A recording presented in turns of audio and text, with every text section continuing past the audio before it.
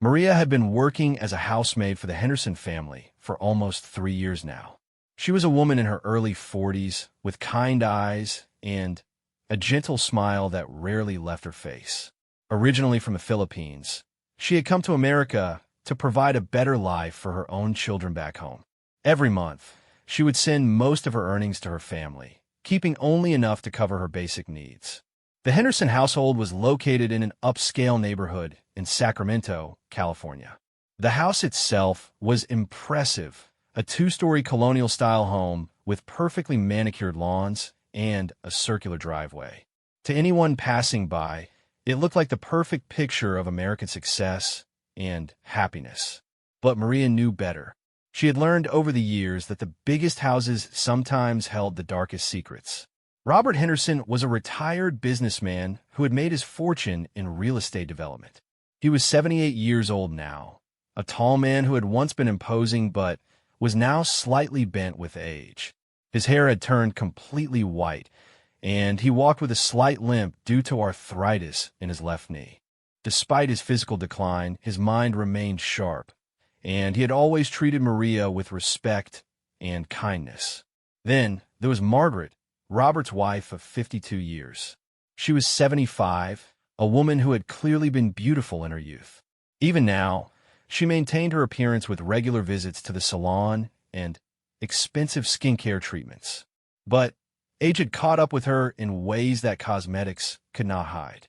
Her memory had begun to fail her about 2 years ago, slowly at first, then more rapidly. The doctors had diagnosed her with Alzheimer's disease, and the family had been told to prepare for a gradual decline. The third member of the household was Veronica, Robert's second wife. This was where things became complicated.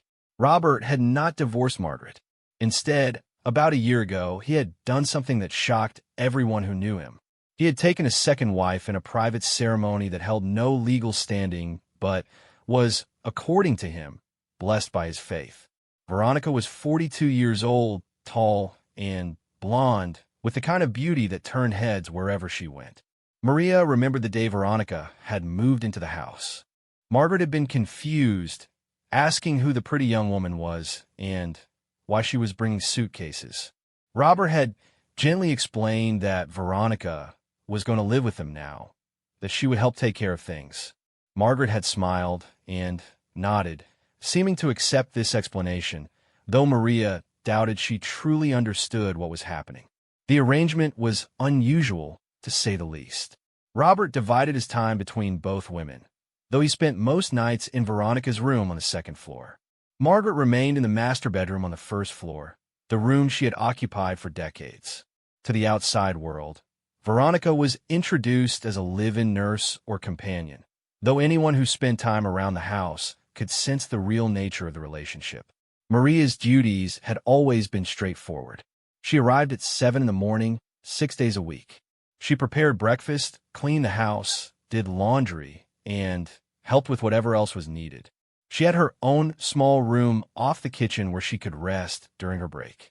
By 6 in the evening, she would head home to the small apartment she shared with 2 other Filipino women who also worked as domestic helpers. For the first 2 years of her employment, the job had been pleasant enough. Robert was kind, Margaret was sweet despite her growing confusion, and the work was not particularly difficult. Maria had felt grateful for the steady income and the respectful treatment she received. She had worked in houses where she was treated as invisible or, worse, as something less than human. The Henderson home had seemed like a blessing, but everything had changed when Veronica arrived. At first, the changes were subtle. Veronica would make small comments about the way Maria cleaned or cooked. She would move things around after Maria had organized them, then complain that nothing was in its proper place. She would ask Maria to perform tasks that had nothing to do with housekeeping, like running personal errands or picking up her dry cleaning. Maria had tried to be understanding. She knew that adjusting to a new household could be difficult, and perhaps Veronica was just trying to establish her place in the home. So Maria did her best to accommodate the requests, to smile and nod and do as she was asked. But then Veronica's behavior toward Margaret had begun to concern her. It started with small things. Maria would notice that Margaret's breakfast was often cold by the time it reached her. Veronica would claim she had been busy and couldn't bring it right away. Margaret's clothes would be mismatched or dirty, even though Maria had laid out clean, coordinated outfits for her each morning. Veronica would say that Margaret had changed clothes multiple times, making a mess, though Maria knew Margaret rarely had the initiative to do such things on her own anymore. Then there were the meals. Margaret had always enjoyed her food, one of the few pleasures that remained as her mind deteriorated. But Maria began to notice that Margaret's portions were getting smaller. When she asked about it, Veronica said the doctor had recommended a restricted diet. Maria had been there for Margaret's last doctor's appointment, and she had heard no such recommendation. One Tuesday morning, about 3 months after Veronica had moved in, Maria arrived to find Margaret sitting in her bedroom in the same nightgown she had been wearing the day before. The elderly woman's hair was uncombed, and there was a stain on her nightgown that looked like it might be from dinner the previous evening. Maria's heart had sunk. She immediately went to help Margaret get cleaned up and dressed. As she gently washed the old woman's face and hands, Margaret looked at her with those cloudy blue eyes and whispered something that made Maria's blood run cold. "She's not nice to me when Robert is gone. She says mean things." Maria had paused, the washcloth still in her hand. She wanted to ask more, to understand what Margaret meant, but she knew that Margaret's memories were unreliable. Sometimes she confused past and present. Sometimes she imagined things that had never happened. Maria didn't want to jump to conclusions based on the words of a woman whose mind was failing. But over the following weeks, Maria began to pay closer attention. She noticed that Veronica was always sweet and attentive when Robert was in the room. She would fluff Margaret's pillows, bring her tea, speak to her in a gentle, patient voice. But when Robert left for his daily walk or went upstairs to his study, Veronica's demeanor would change. Maria started finding excuses to stay close by when Robert was not around. She would work on tasks that kept her within earshot of wherever Margaret and Veronica were. What she heard troubled her deeply. Veronica's voice would turn sharp and impatient. She would tell Margaret to stop being difficult, to stop asking stupid questions, to stop making such a fuss about everything. Once Maria heard her tell Margaret, "You're nothing but a burden now. You should be grateful Robert hasn't put you in a home." Maria's hands had trembled as she dusted the hallway table, listening to those cruel words. She wanted to march into the room and confront Veronica, but she was afraid. She was just a maid, after all. What power did she have in this situation? Who would believe her over Veronica, the beautiful young woman who had captured Robert's heart? But the situation continued to deteriorate. Maria began to document what she observed, writing down dates and times and descriptions of what she saw and heard. She kept these notes hidden in her room, unsure of what she would do with them, but feeling that someone needed to keep track of what was happening to poor Margaret. One morning, Maria arrived to find Margaret sitting in her wheelchair in the living room. The elderly woman had been using the wheelchair more often lately as her legs had grown weak. But what caught Maria's attention was the bruise on Margaret's arm. It was dark purple and clearly fresh. "Mrs. Margaret, what happened to your arm?" Maria had asked gently, kneeling beside the wheelchair. Margaret had looked at her arm as if seeing the bruise for the first time. "I don't remember. Did I fall?" Before Maria could respond, Veronica had swept into the room. "She bumped into the doorframe yesterday. I told her to be more careful, but you know how stubborn she could be about accepting help." Maria had looked up at Veronica, trying to read her expression. Veronica's face was smooth and unconcerned, but there was something in her eyes, a hardness that made Maria uncomfortable. "Perhaps we should have a doctor look at it," Maria had suggested carefully. "That won't be necessary," Veronica had replied firmly. "It's just a bruise. She bruises easily at her age." The incident had left Maria deeply unsettled. She began to watch Margaret even more carefully for signs of injury. Over the next month, she found 3 more bruises in various places.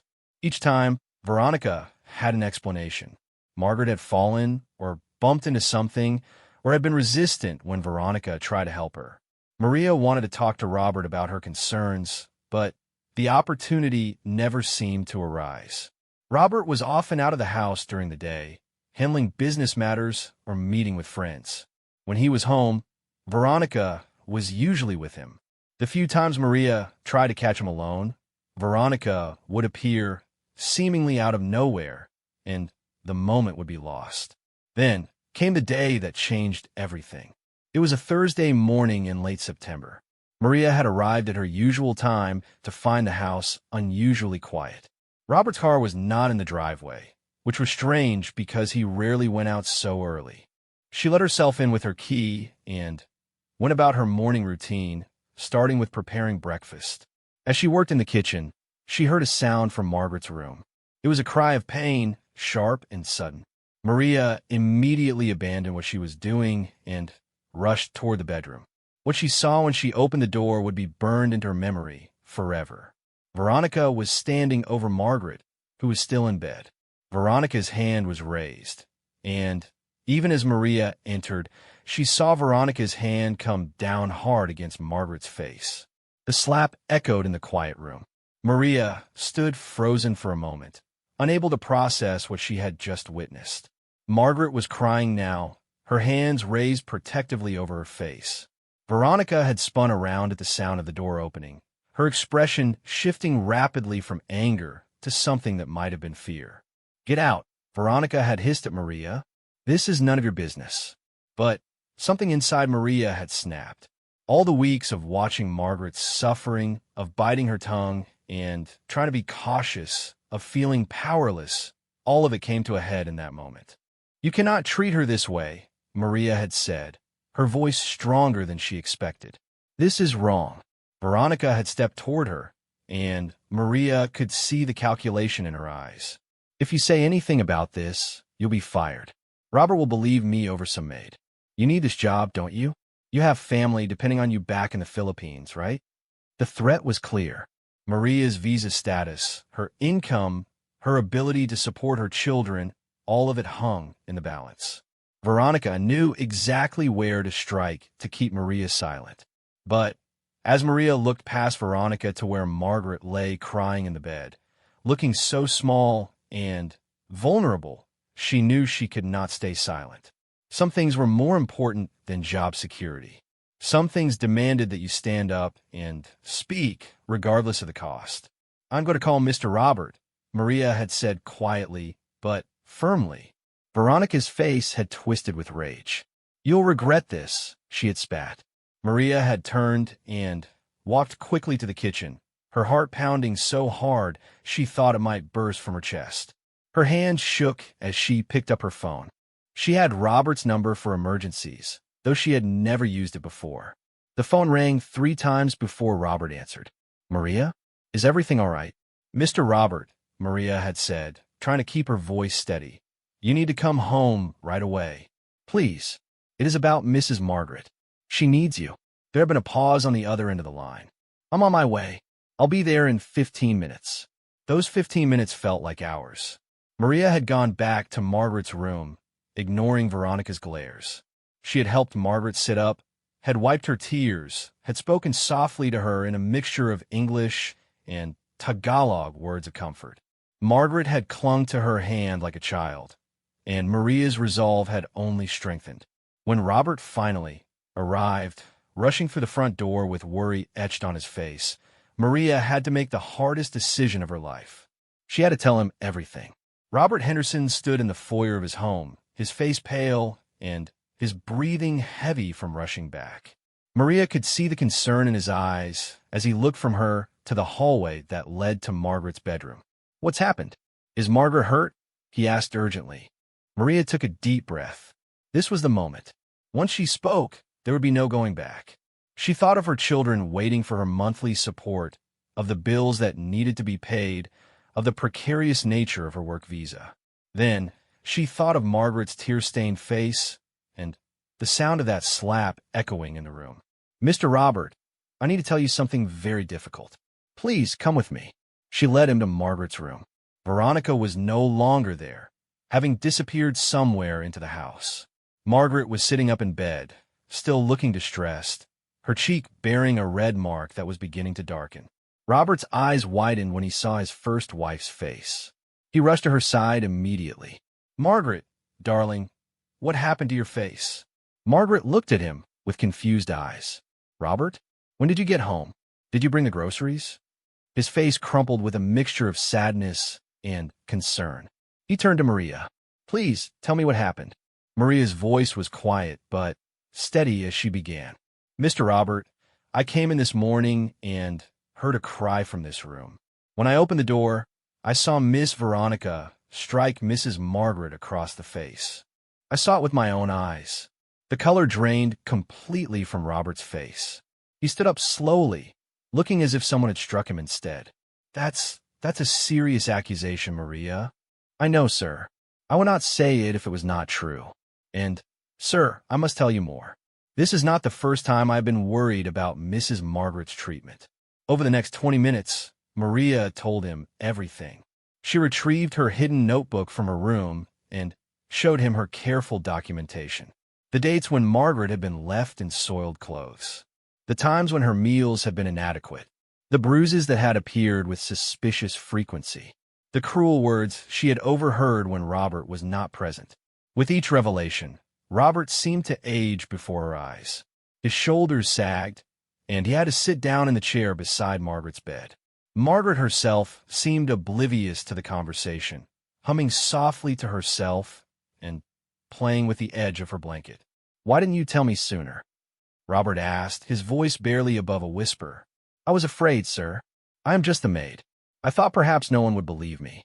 And Miss Veronica, she threatened me this morning. She said I would lose my job, that you would believe her and not me." Robert looked up at her, and she was startled to see tears in his eyes. "Maria, you've been part of this household for 3 years. You've shown nothing but kindness and dedication. If you're telling me this, I believe you." The sound of footsteps in the hallway made them both turn. Veronica appeared in the doorway, her expression carefully composed. She had changed clothes and fixed her hair, looking polished and put together. "Robert, darling, I'm so glad you're home. I need to talk to you about Maria. She's been behaving very strangely this morning, making wild accusations." Robert stood up, and Maria was struck by the change in his demeanor. The gentle, slightly frail old man she knew was gone. In his place stood someone who looked every bit the successful businessman who had built an empire from nothing. "Veronica, I need you to be completely honest with me right now.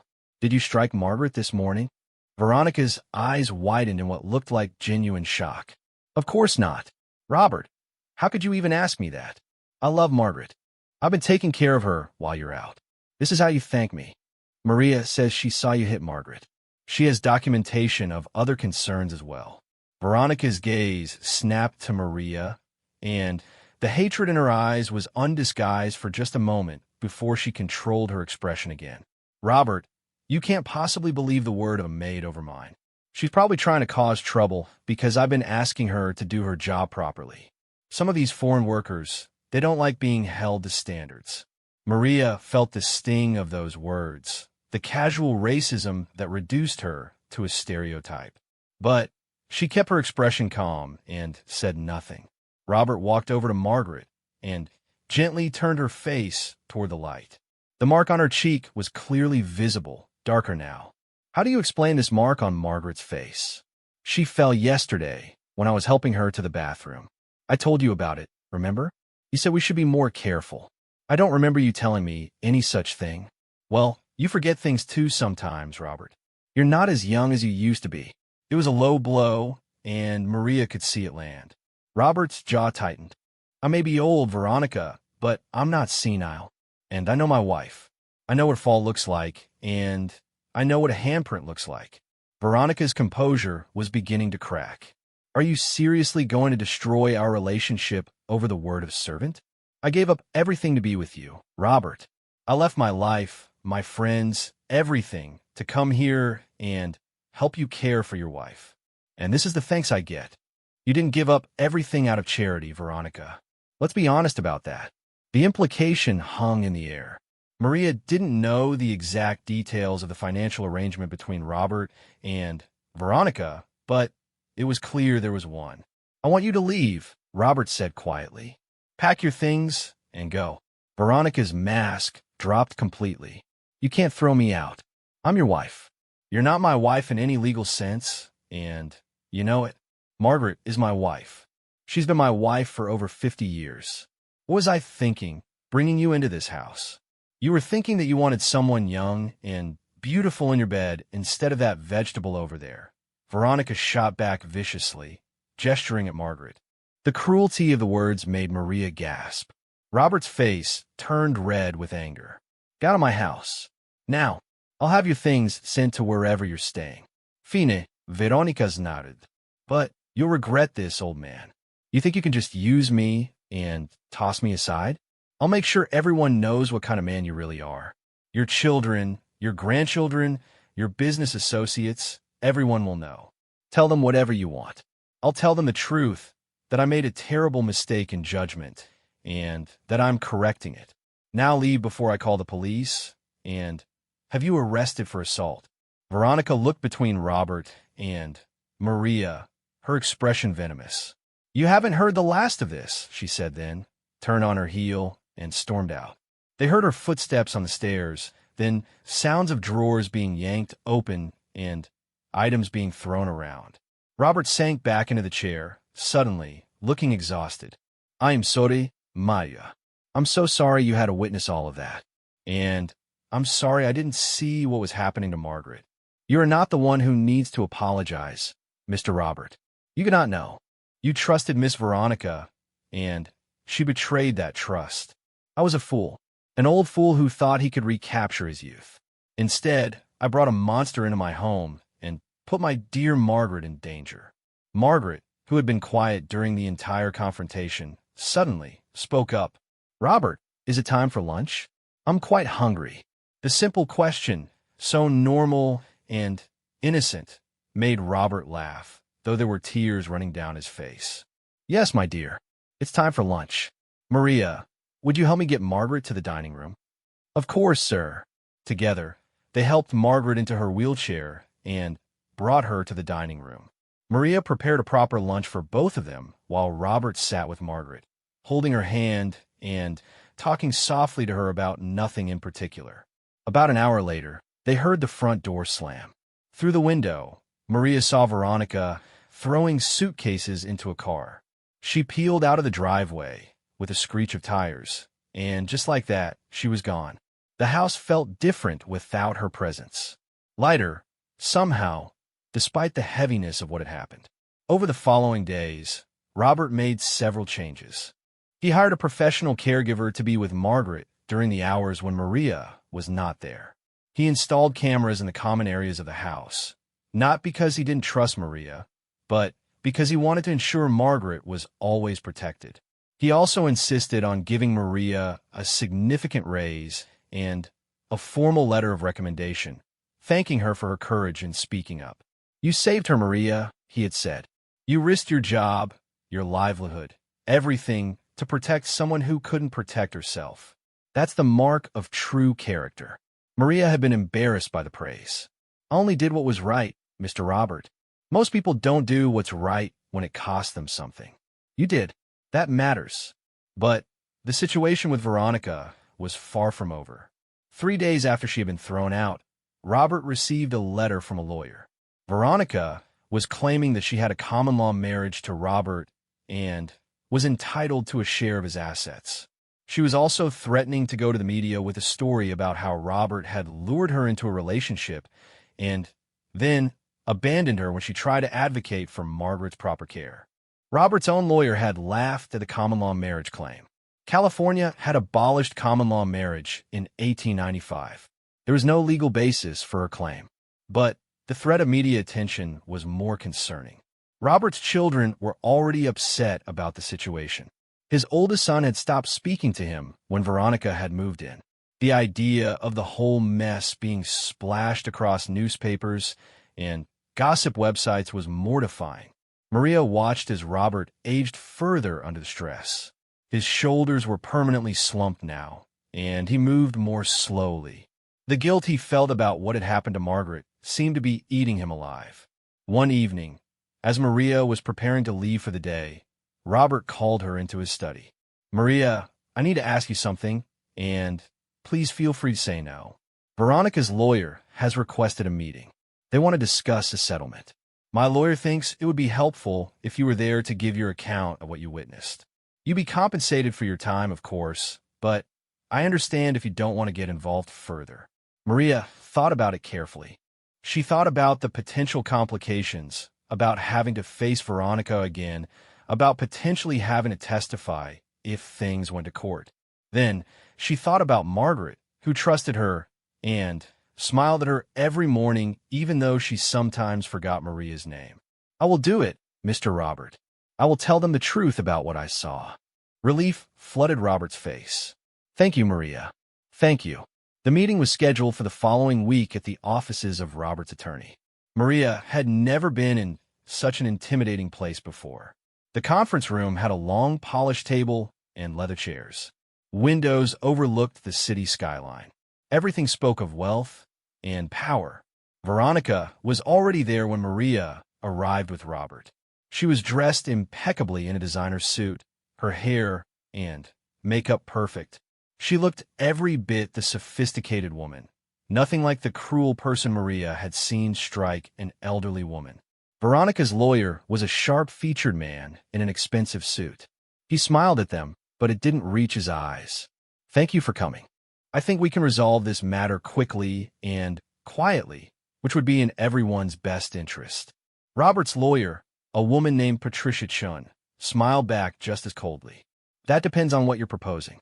My client entered into a relationship with Mr. Henderson in good faith. She left her career and her life to care for his ailing wife. She deserves compensation for the time and effort she invested. Your client entered into an arrangement with Mr. Henderson that had certain financial benefits from the start," Patricia replied. "She was living rent-free in a luxury home, had all her expenses paid, and received a monthly allowance. That was the agreement. An agreement that was terminated without warning or cause." Maria described everything she had witnessed in detail. The slap she had seen with her own eyes, the bruises on Margaret's body, the cruel words, the inadequate meals, and poor care. She spoke calmly and factually, without embellishment or emotion. She simply told the truth. As she spoke, she watched Veronica's lawyer's confident expression begin to falter. He had clearly not been told the full story by his client. Veronica herself was staring at the table, her jaw clenched tight. When Maria finished, there was a long silence in the room. "Those are serious allegations," Veronica's lawyer said finally. "Do you have any proof?" Patricia slid a folder across the table. "We have Maria's contemporaneous notes documenting dates and incidents. We have photographs of the bruises on Mrs. Henderson. We have the testimony of a new caregiver who has noted Margaret's improved physical and mental state since Ms. Veronica's departure.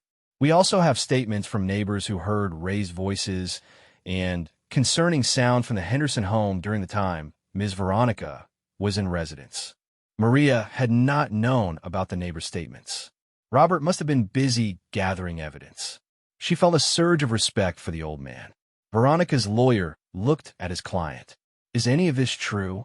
"It's all exaggerated," Veronica said, but her voice lacked conviction. "The old woman is confused. She falls all the time. I was doing my best in a difficult situation." "Did you strike Mrs. Henderson?" the lawyer asked directly. Veronica's hesitation was answer enough. She was being difficult. She wouldn't take her medication. I barely touched her, just try to get her attention." The lawyer closed his eyes briefly, and Maria could see he was realizing his client had lied to him. "I need to speak with my client privately." "Take all the time you need," Patricia said smoothly. Veronica and her lawyer left the conference room. Through the glass walls, Maria could see them having what looked like a heated discussion in the hallway. Veronica was gesturing angrily while her lawyer shook his head repeatedly. Robert reached over and squeezed Maria's hand. "You did wonderfully. Thank you. I only told the truth, Mr. Robert. The truth is powerful, Patricia added, especially when it's this well documented. I don't think they have a leg to stand on. When Veronica and her lawyer returned 15 minutes later, the change was obvious. Veronica looked defeated, and her lawyer looked annoyed. My client is willing to drop all claims against Mr. Henderson, the lawyer said stiffly. In exchange, we ask that Mr. Henderson agrees not to press charges for the alleged assault on Mrs. Henderson. Alleged? Patricia raised an eyebrow. We have an eyewitness. In exchange for dropping all claims and signing a non-disclosure agreement, my client agrees not to press charges and not to speak publicly about this matter. The lawyer looked at his client, who nodded reluctantly. We'll need the NDA to be mutual, Patricia said. Mr. Henderson also will not speak publicly about Ms. Veronica's behavior. Agreed. Over the next hour, the lawyers worked out the details. Veronica would receive no additional money beyond what she had already been given. She would sign away any claims to Robert's property or assets. She would not contact Robert or Margaret again. In exchange, Robert would not pursue assault charges, and both parties would keep the details of their arrangement private. Maria watched as Veronica signed the papers, her hand shaking slightly. When it was done, Veronica stood up and looked directly at Maria for the first time since the meeting had begun. I hope you're proud of yourself, Veronica said coldly. You've ruined everything. No, Maria replied quietly. You ruined it yourself when you hurt someone who could not defend herself. Veronica's face twisted with anger, but her lawyer put a hand on her arm and steered her toward the door. They left without another word. Robert let out a long breath. Is it really over? It's over, Patricia confirmed.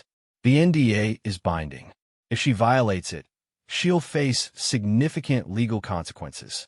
I doubt we'll hear from her again. The drive back to the house was quiet. Robert seemed exhausted, and Maria was drained from the stress of the meeting. But when they arrived home and found Margaret sitting in the living room with her new caregiver, Margaret's face lit up with a smile. Robert, you're home. Did you have a good day? Robert's eyes filled with tears. He went to her and kissed her forehead. I have a wonderful day now that I'm home with you, my dear. Life slowly returned to a new normal at the Henderson household. The new caregiver, a woman named Susan who was in her 50s, worked well with Maria. Susan handled Margaret's medical needs and personal care, while Maria continued with her housekeeping duties. Together, they ensured that Margaret was comfortable, safe, and well cared for. Margaret's physical health improved noticeably. The bruises healed. She gained back the weight she had lost.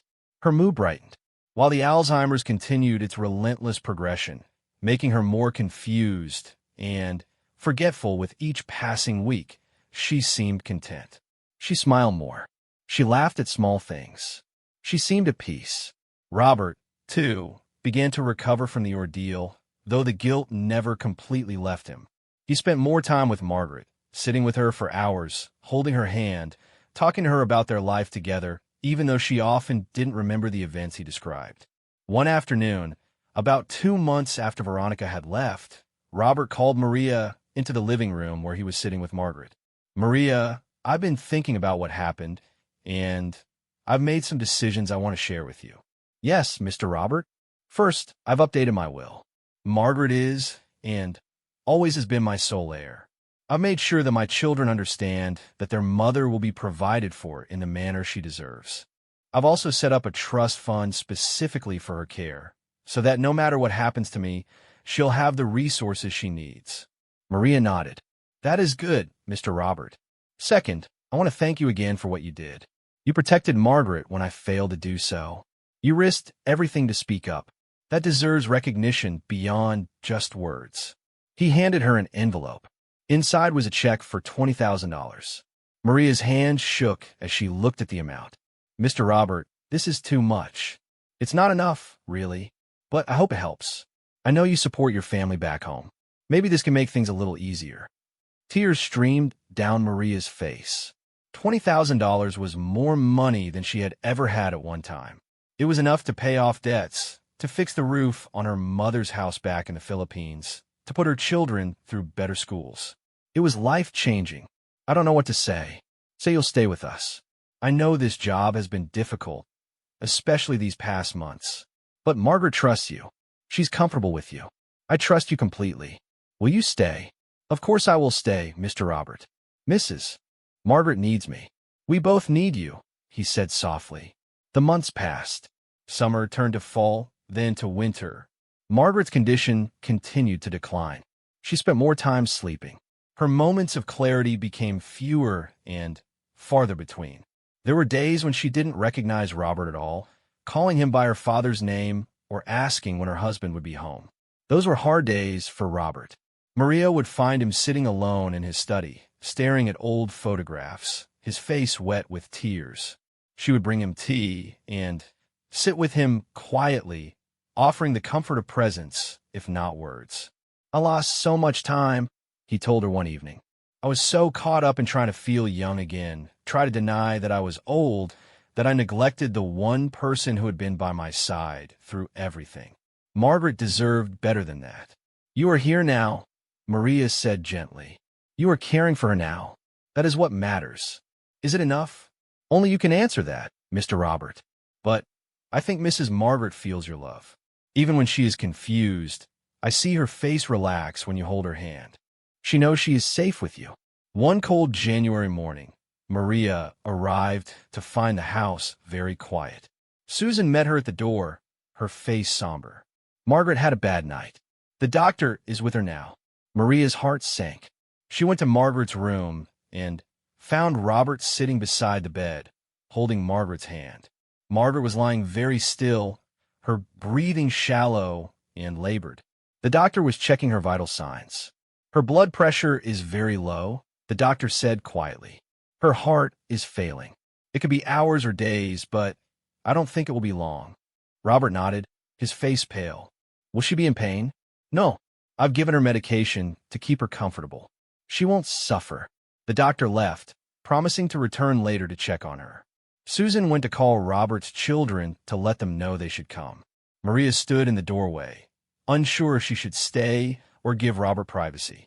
Maria, please stay, Robert said, as if reading her mind. You've been such a part of our lives. I'd like you to be here. So Maria stayed. She sat in the chair by the window while Robert sat at Margaret's bedside. He talked to her in a low, gentle voice, reminding her of their first date, their wedding day, the birth of their children, their travels together, all the moments that had made up their 52 years together. Remember when we went to Italy? He said softly. You loved the Amalfi Coast. You said it was the most beautiful place you'd ever seen. You made me promise we'd go back, but we never did. I'm sorry about that, my darling. Margaret's eyes fluttered open briefly. She looked at Robert with a moment of clarity, a gift in the midst of all the confusion. Robert, she whispered. I'm here, my love. I'm right here. I am tired. I know. It's okay to rest. I'll be here with you. A small smile crossed her face. You're a good man, Robert. I've always loved you. I love you too, Margaret. I always have, and I always will. She closed her eyes again, and this time they didn't reopen. Her breathing became slower and slower.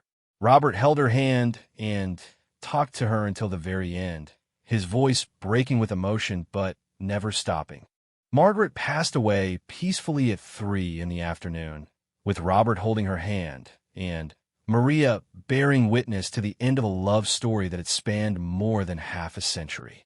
The funeral was held on a gray Saturday morning at the church where Robert and Margaret had been married 5 decades earlier. The building was filled with people, family, and friends who had known Margaret over the years. Robert's 3 children were there with their own families. Margaret's surviving sister had flown in from across the country. Maria sat in the back, feeling that she shouldn't intrude on the family's grief. But after the service, Robert's eldest son sought her out. You're Maria, aren't you? The woman who protected our mother. Maria nodded, unsure of what to expect. The family knew about Veronica and the circumstances, but she didn't know how they felt about her role in everything. To her surprise, Robert's son pulled her into a hug. Thank you. Dad told us what you did, how you stood up for Mom when she couldn't stand up for herself. We're grateful. were so grateful. One by one, Robert's children and their spouses came to thank her. They invited her to sit with the family at the reception. They treated her not as a servant, but as someone who had been important to Margaret, which she supposed was true. At the reception, Robert gave a speech about Margaret. He talked about her kindness, her intelligence, her sense of humor, her dedication to their family. He talked about the plans they had made together and the life they had built. And at the end, his voice thick with emotion, he spoke about his greatest regret. In the last years of Margaret's life, I made some choices I'm not proud of.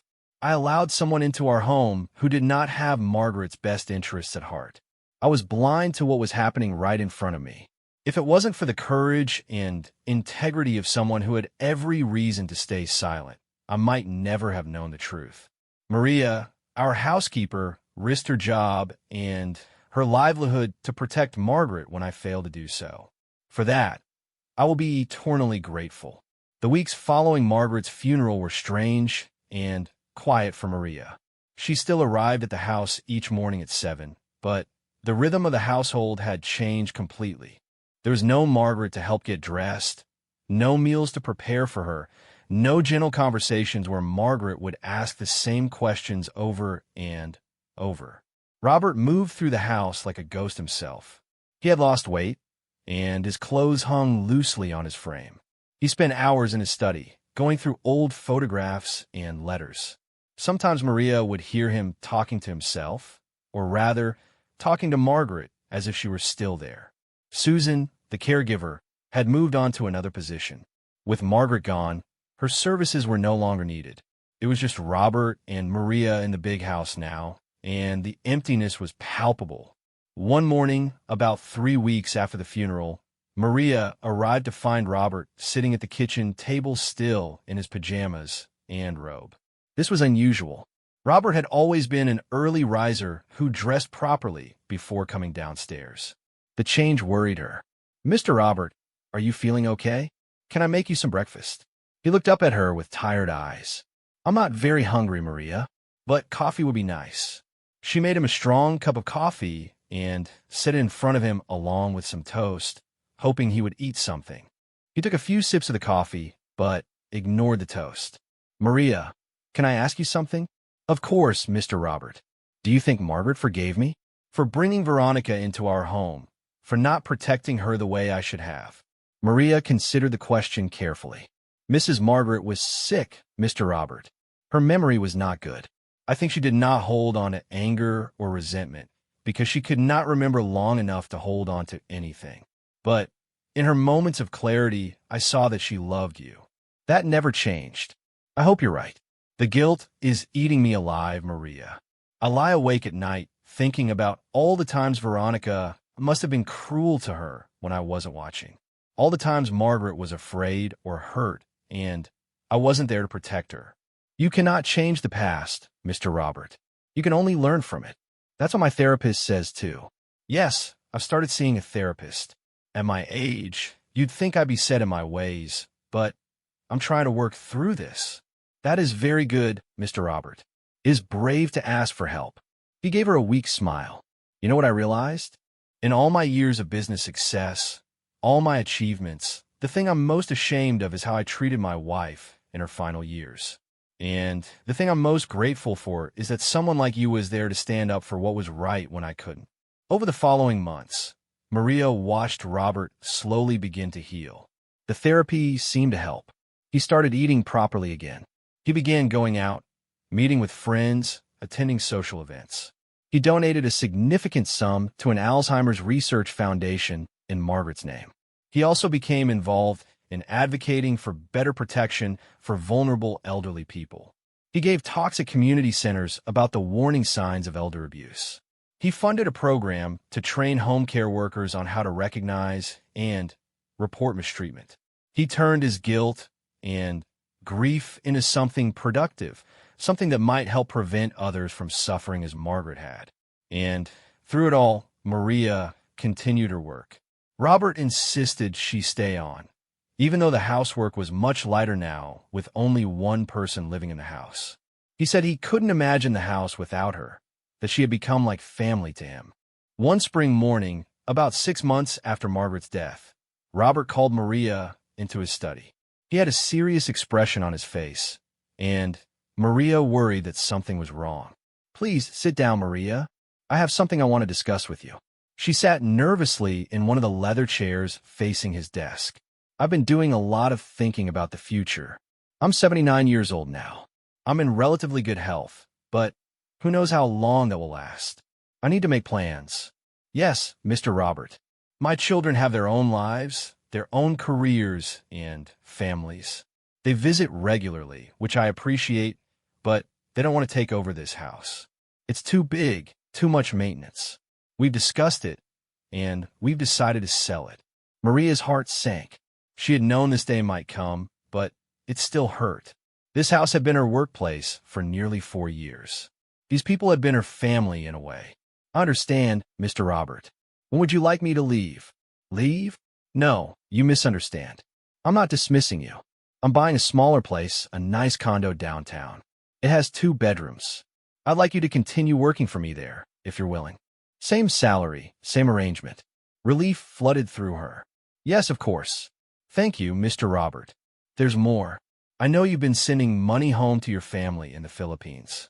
I know your children are growing up and will need support for college and such. I'd like to help with that. Mr. Robert, you already gave me so much money after everything with Miss Veronica, and I'd like to do more. I've set up an education fund for your children. It will cover their university expenses, all of them, if they choose to pursue higher education." Maria's eyes filled with tears. "I don't know what to say. This is too generous." "It's not generous enough, Maria. You gave Margaret dignity in her final year. You protected her when she couldn't protect herself. You showed a level of moral courage that humbles me. This is the least I can do." The move to the condo happened over the summer. It was strange packing up the big house, sorting through Margaret's things, deciding what to keep and what to donate. Robert's children came to help, and there were many tears as they went through their mother's belongings. The condo was beautiful, modern, and manageable. Robert's bedroom was spacious with a view of the city. The second bedroom became a guest room for when his children and grandchildren visited. There was a nice kitchen where Maria could prepare meals, and a living area with comfortable furniture and shelves for Robert's books. The adjustment was easier than Maria had expected. The condo was part of a community for active seniors with amenities and social activities. Robert began making new friends, playing cards with a group of men his age, attending lectures, and film screenings in the building's theater. He seemed lighter somehow, as if leaving the big house had lifted a burden. That house had held so many memories, both good and bad. The fresh start seemed to be good for him.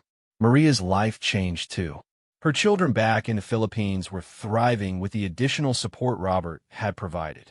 Her eldest daughter was studying nursing at a good university. Her son was excelling in his engineering program. They sent her photos and called every week, bubbling with excitement about their studies and their dreams for the future. One day, Maria's daughter asked her, "Mama, how did you manage to save so much money for us? We know how hard you work, but this university is expensive." Maria had explained about Robert, about how she had helped protect someone who needed her, and how he had rewarded her courage. "So you're like a hero, Mama," her son had said with pride in his voice. "No, Anik, I'm not a hero. I just did what was right." But her children insisted she was a hero to them, and their pride in her made all the difficult times worthwhile. 2 years passed. Maria settled into a comfortable routine in the condo. She had become even closer with Robert. They would have long conversations over meals. He would tell her stories about his childhood, his years building his business, his adventures with Margaret. She would tell him about life in the Philippines, about her own family, about the dreams she had for the future. Robert's children and grandchildren visited regularly.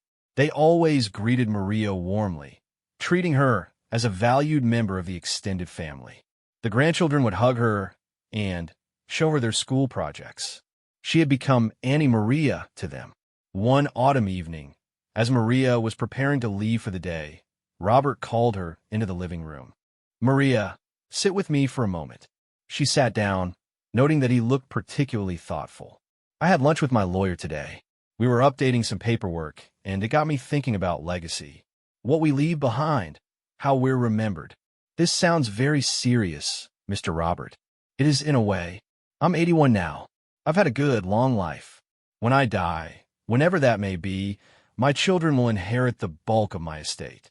That's as it should be. But I want you to know that I've made provisions for you as well." "Mr. Robert, you don't need to." He held up his hand. "Please let me finish.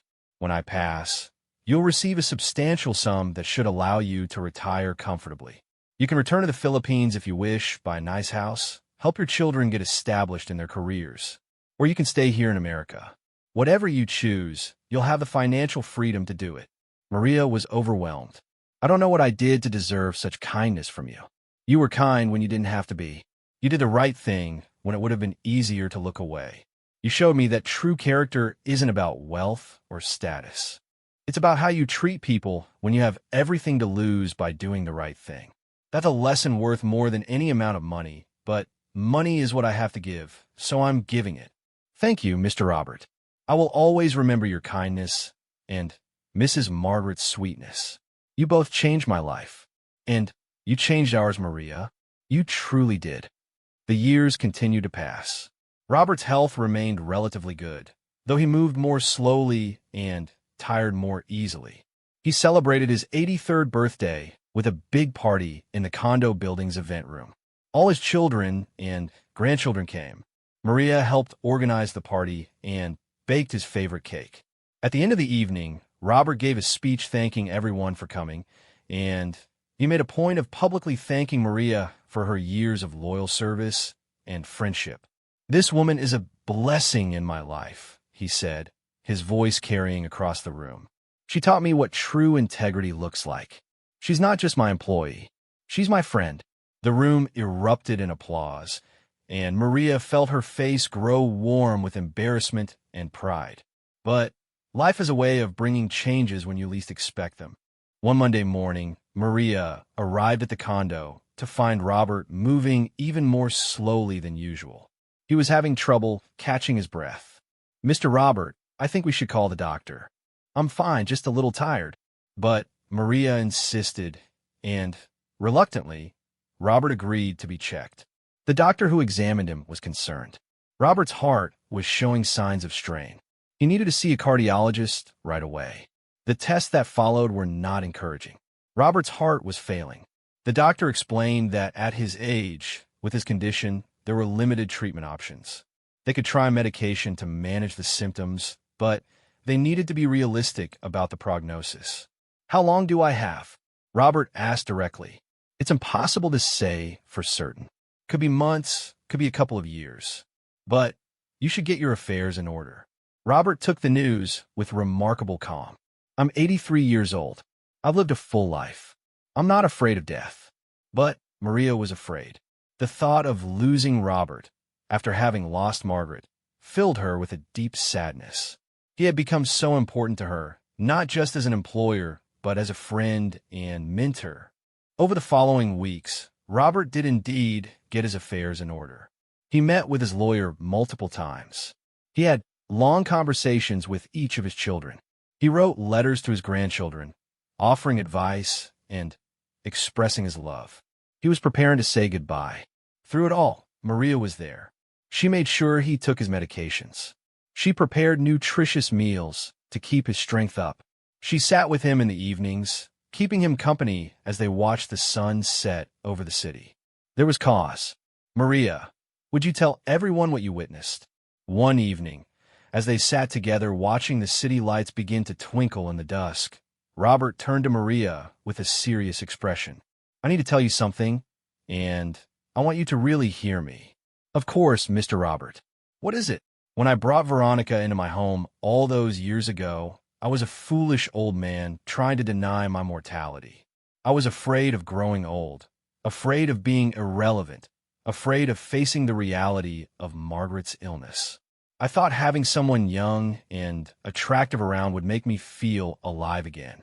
He paused, his breathing labored. Maria wanted to tell him to rest, but she sensed he needed to say this.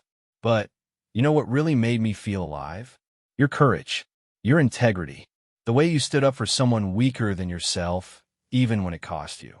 That reminded me of what actually matters in life. Not youth or beauty or denying reality. What matters is how we treat each other, especially how we treat those who can't defend themselves. You are a good man, Mr. Robert. You made one mistake, but you corrected it. That takes strength. I've been thinking about what my legacy will be. I built a successful business. I raised 3 good children. I donated money to worthy causes. But you know what I'm most proud of? That in the end, I listened to you. I believed you. I protected Margaret. And I've tried to make amends by helping other vulnerable people. That is a good legacy, Mr. Robert. I want you to promise me something, Maria. Anything. Don't let what happened with Veronica make you afraid to speak up in the future. The world needs more people like you. People who will stand up for what's right even when it's difficult. Promise me you'll always be that person. I promise, Mr. Robert. He smiled, satisfied. They sat in comfortable silence as darkness fell completely, and the city transformed into a sea of lights below them. The months that followed were bittersweet. Robert's health declined gradually. Some days were better than others. On good days, he would walk around the building's garden with Maria's help, enjoying the fresh air and sunshine. On bad days, he would stay in bed, too weak to do much more than talk quietly with whoever came to visit. His children came more frequently now, often with his grandchildren. The condo would fill with family, with laughter and tears, with stories and memories. Robert held court from his bed or his favorite armchair, dispensing wisdom and love in equal measure. He made a point of having private conversations with each of his grandchildren, now teenagers or young adults. Maria would hear him through the door, offering advice about life, about love, about the importance of integrity and kindness. He was passing on the lessons he had learned, trying to shape them into good people who would make the world better.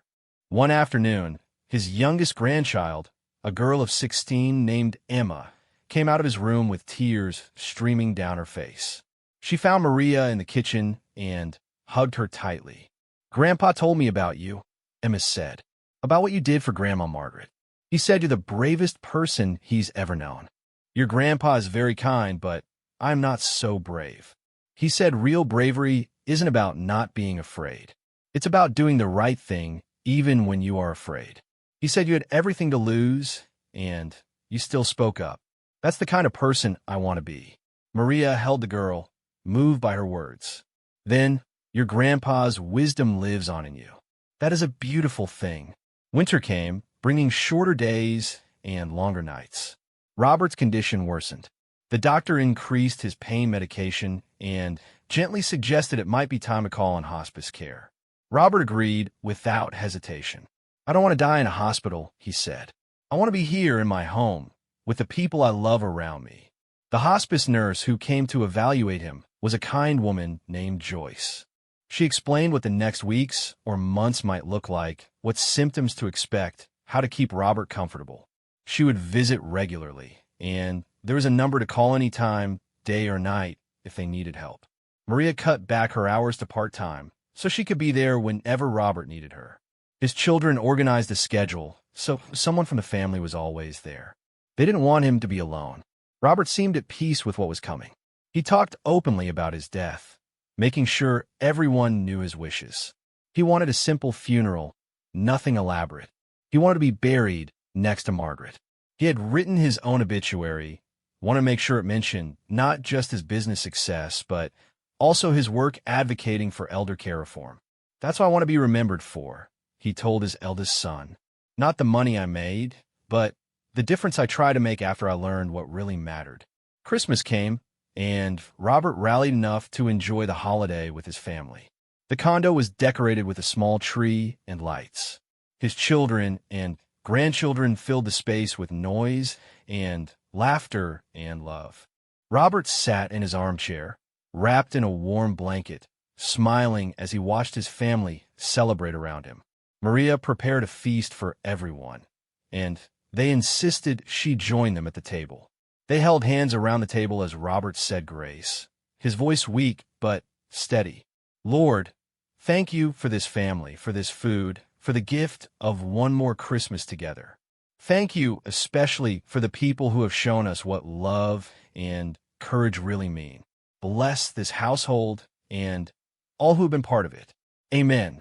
Everyone echoed, Amen, and several people were crying, including Maria. After dinner, as the family gathered in the living room, Robert asked Maria to sit beside him. In front of everyone, he handed her an envelope. This is a little something extra, Maria. A Christmas bonus, you might say. But more than that, it's a thank you. Thank you for everything you've meant to this family. Inside the envelope was a check for $50,000. Maria gasped, trying to hand it back. Mr. Robert, this is too much. It's not enough. It could never be enough. Please accept it with my gratitude and my love. His children all nodded in agreement. Dad told us what he wanted to do, his daughter said. We all think it's wonderful. You've earned every penny and more. Maria couldn't stop the tears from flowing. She hugged Robert carefully, mindful of his fragility. Thank you. Thank you for everything. You changed my life and my children's lives. I will never forget your kindness. And I'll never forget yours, he whispered back. The new year came quietly. Robert's strength continued to fade. By late January, he was sleeping most of the time. The hospice nurse increased his pain medication and said it probably wouldn't be much longer. His children kept vigil, taking turns sitting with him, holding his hand, talking to him even though he rarely responded anymore. They told him stories about their lives, reminded him of happy memories, assured him that he had been a wonderful father and grandfather. Maria continued her routine, coming each morning to make sure the household ran smoothly. She prepared meals for the family, made sure everyone had coffee, kept the condo clean and organized. In her own way, she was taking care of them all, just as she had always done. One morning in early February, Maria arrived to find the whole family gathered in Robert's room. His breathing had changed during the night, becoming shallow and irregular. The end was near. Maria stood in the doorway, not wanting to intrude on the family's final moments with their father and grandfather. But Robert's eldest son saw her and beckoned her in. Please, Maria, Dad would want you here. You're part of this family. So Maria entered the room and found a place to stand where she could see Robert, but not be in the way. The family surrounded his bed, holding his hands, stroking his hair, telling him they loved him. Robert's eyes fluttered open one last time. He looked around at each face, seeming to recognize everyone despite his weakness. His gaze lingered longest on Maria. She moved closer so he could see her better. I am here, Mr. Robert. You are surrounded by love. You can rest now. A small smile crossed his face. His lips moved, and she leaned closer to hear the whispered words. Thank you for everything. Thank you, she whispered back, for seeing me, for trusting me, for being a good man. His eyes closed, and his breathing slowed further. The family gathered even closer, forming a circle of love around him. His daughter began to sing softly, a hymn he had loved. Others joined in, their voices blending together in harmony. Robert Henderson took his last breath, surrounded by the people who loved him, passing peacefully from this world with dignity and grace. The funeral was held on a cold but sunny Saturday morning. The church was filled with people whose lives Robert had touched over his 83 years. Business associates, friends, family, people from the advocacy groups he had supported all came to pay their respects. Robert's son gave the eulogy, talking about his father's life, his successes, and his failures, his journey toward understanding what truly mattered. My father was not perfect, he said. He made mistakes, some of them serious. But what defined him in the end was not his mistakes, but how he responded to them. He learned. He grew. He used his privilege and resources to try to make things better for people who were vulnerable. And he taught us all that it's never too late to become a better person. After the service, at the reception, many people approached Maria to express their condolences. They had heard about her role in protecting Margaret, and had come to respect her deeply. Robert's daughter pulled Maria aside at one point. "I want you to know that Dad's will is being read next week. You're mentioned in it, as he told you you'd be. But he also left you something else." She handed Maria a small box. Inside was a beautiful gold necklace with a pendant in the shape of a key. "Dad said to tell you that you hold the key to what really matters in life. He said you showed him that, and he wanted you to have this as a reminder." Maria's eyes filled with tears for what felt like the 100th time that day. "He was a good man. I will treasure this always. And you're a good woman, Maria. Our family is grateful to have known you." The reading of the will confirmed what Robert had promised. Maria received a sum of money that would allow her to retire comfortably, to buy a house, to ensure her children's future. The amount was generous beyond anything she had imagined. But more than the money, she had received something priceless. She had been seen and valued by people who had no obligation to see her as anything more than a servant. She had been trusted and believed when she spoke difficult truths. She had been included in a family's most intimate moments, not as an outsider, but as someone who belonged. With the inheritance from Robert, Maria made the decision to return to the Philippines. Her children were now established in their careers, her daughter a nurse, and her son an engineer, both doing well thanks to the education Robert had funded. It was time for Maria to go home. She bought a nice house in her hometown, big enough for her whole family to gather. She set up a small foundation to help other domestic workers send their children to school. She wanted to pass on the blessings she had received to help others the way Robert had helped her. On the wall of her new home, she hung a photograph that Robert's children had given her. It was from that last Christmas, showing Robert in his armchair, surrounded by his family. Maria was in the photo too, sitting beside him, smiling. Below the photograph, she hung the necklace with the key pendant.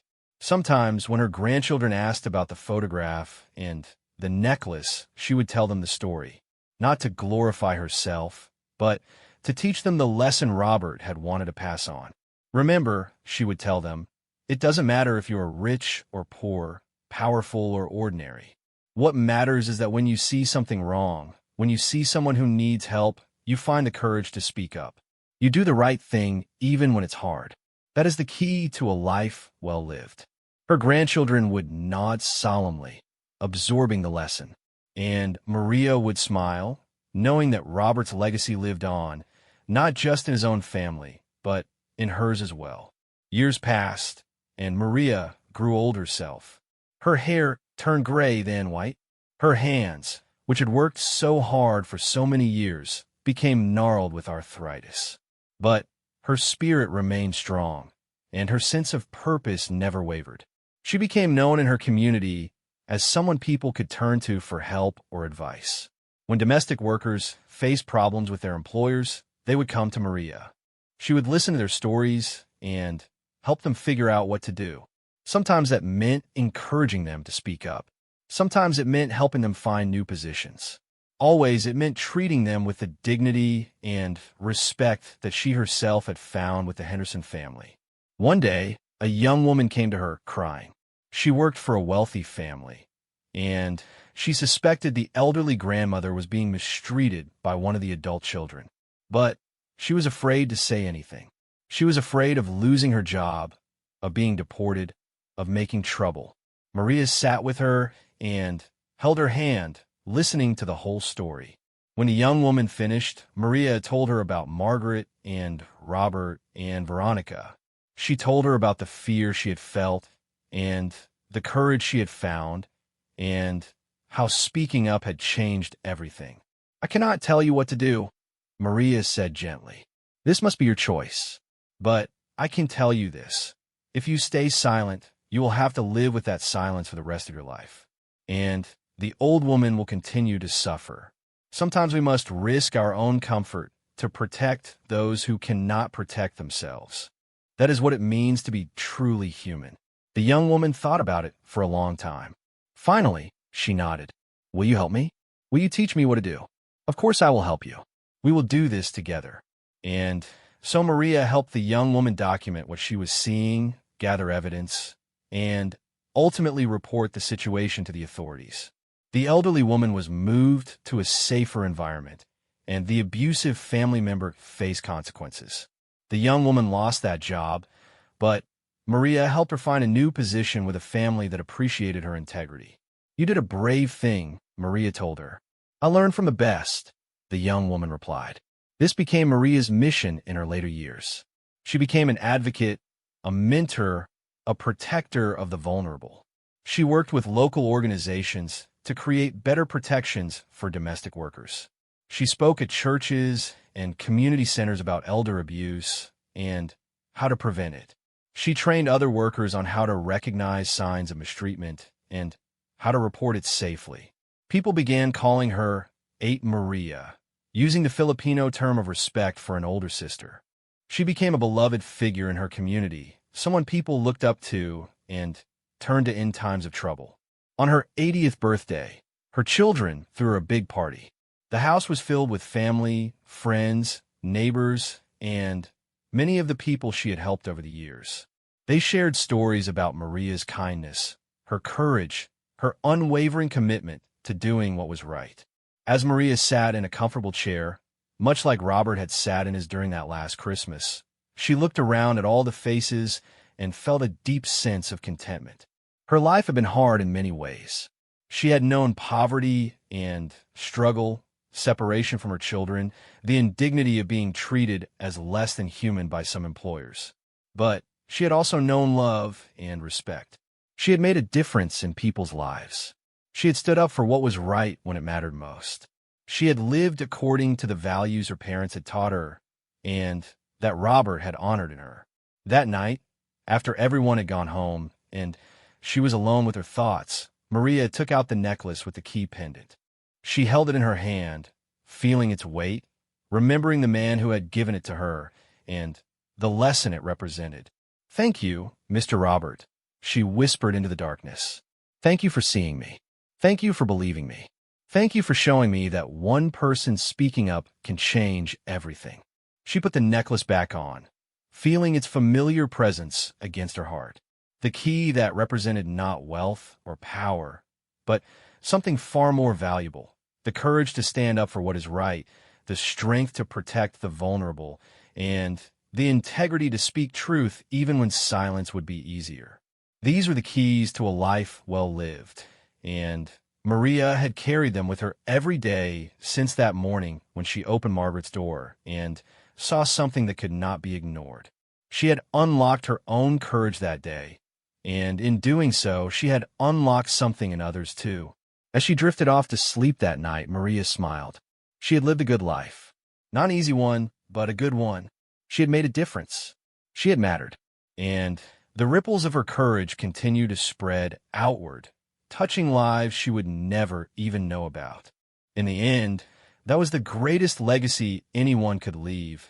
Not wealth or fame or power, but the simple act of standing up for someone who could not stand up for themselves. That was the lesson Margaret and Robert had taught her, and it was the lesson she had spent the rest of her life teaching to others. The key to everything that mattered was not complex or mysterious. It was simply this: see people, really see them, value them, protect them when they need protection, speak up when you witness wrong, be brave when bravery is needed. These were the truths Maria carried in her heart, symbolized by the necklace she wore every day. And these are the truths she passed on to everyone whose life she touched, ensuring that the legacy of courage and compassion would continue long after she was gone. In a small house in the Philippines, an old woman slept peacefully, a gold necklace with a key pendant resting over her heart. And in the silence of that night, if you listen carefully, you might hear the echo of all the lives changed because one woman found the courage to open a door and speak a difficult truth. That courage had saved one elderly woman from cruelty. But more than that, it had sparked a light that continued to shine, showing others the way forward when they faced their own moments of choice between silence and speaking up, between looking away and standing strong. Maria's story was not about a dramatic hero saving the day. It was about something quieter but no less powerful: an ordinary person doing an extraordinary thing simply because it was right. And in a world that often rewarded silence and self-interest, that kind of courage was revolutionary. The shocking discovery Maria made that morning years ago had led to all of this. To a protected elder, to a reformed man, to educated children, to a helped community, to changed lives. One moment of courage had rippled outward in ways she never could have predicted, touching more people than she would ever know. And so the story came full circle, from a maid who opened a door to find cruelty, to an elder who lived her final days with dignity, to a community transformed by one woman's example of what it means to truly care for others. This was Maria's legacy, and it was more valuable than any amount of money could ever be. She had shown that power does not come from wealth or position, but from the courage to stand up for what is right.